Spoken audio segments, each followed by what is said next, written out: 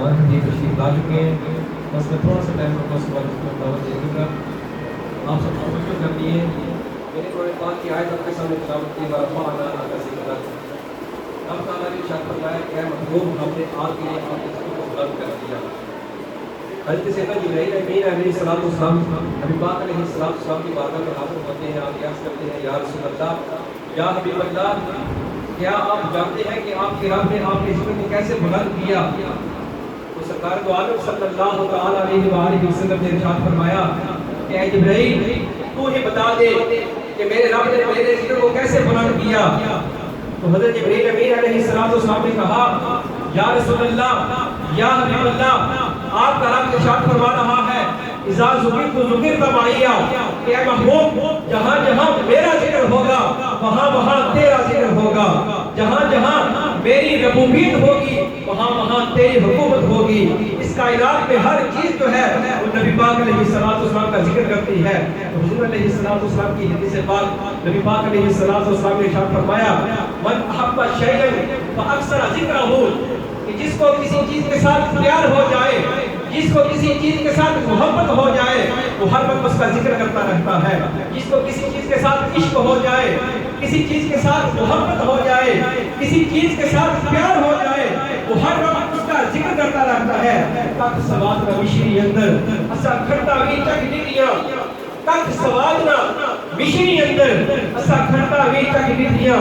اینا ساری چیزاں نالوں گلاں سجن دیاں میٹھیاں، اینا ساری چیزاں نالوں گلاں سجن دیاں میٹھیاں.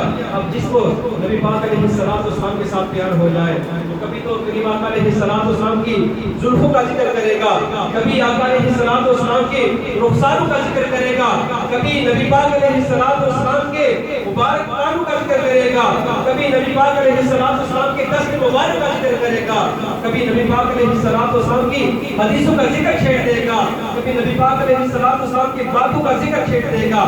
اب اگر نبی پاک علیہ السلام کی باتوں کا ذکر چھیڑے گا، اس کو ملے گا کیا؟ اس کو ملے گا کیا؟ حضور علیہ السلام نے جو رب کی بارگاہ میں ہاتھ اٹھائے اور ہاتھ اٹھا کر دعا کرتے ہیں یا باری تعالیٰ میرے اس امتی کا چہرہ تر و تازہ رکھنا.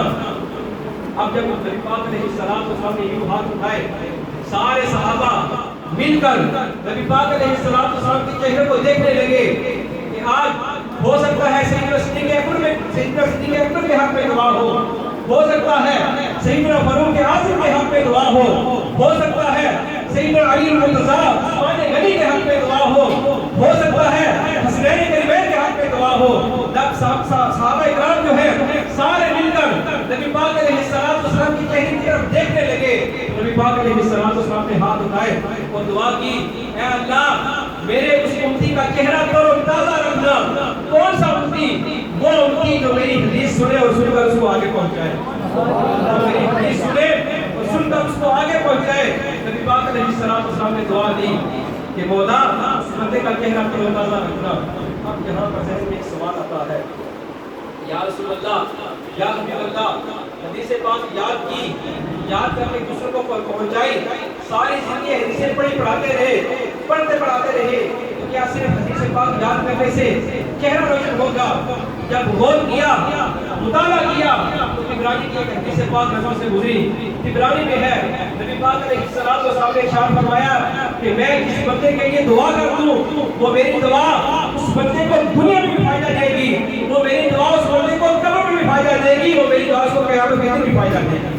تو میری دعا جو میں اس بندے کے لیے دعا کر دوں، حضرت عبداللہ بن عمر کہتے ہیں کہ جس بندے کے لیے کریم آقا علیہ السلام دعا کر دے، وہ دعا اس بندے کے ساتھ رسول تک پہنچتی ہے، وہ دعا اس بندے کی ساتھ رسول تک پہنچتی ہے.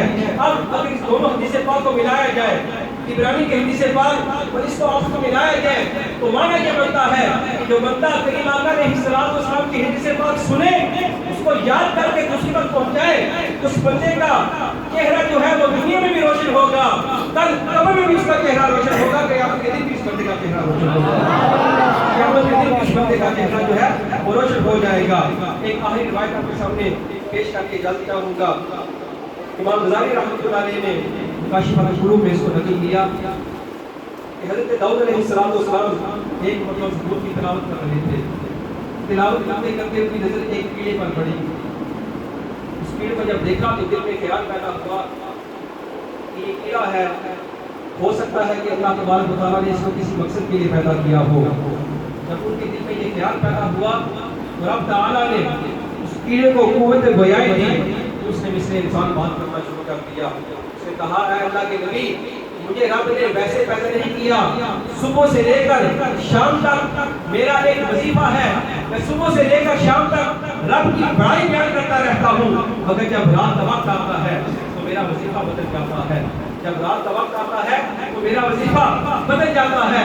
میں ساری رات نبی پاک علیہ السلام پر درود پاک پڑھتا رہتا ہوں. ساری رات حضور علیہ السلام پر درود پاک پڑھتا رہتا ہوں.